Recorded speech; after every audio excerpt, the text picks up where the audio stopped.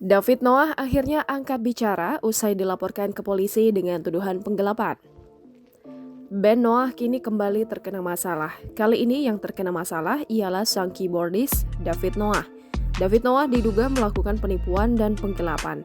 Musisi David Noah memang memaklumi Lina Yunita yang melaporkannya ke pihak berwajib dengan tuduhan penipuan dan penggelapan uang sebesar 1,150 miliar rupiah.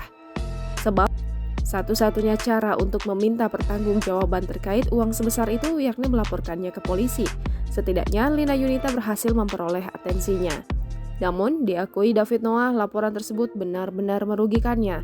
Sebab menurut dia, utang sebesar 1,150 miliar rupiah bukan sepenuhnya tanggung jawabnya sendiri. David Noah ditemui Polda Metro Jaya pada Selasa 24 Agustus 2021 malam.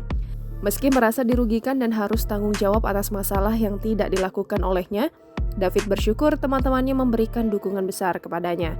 David Noah menegaskan dirinya akan kooperatif menghadapi kasusnya dengan Lina Yunita.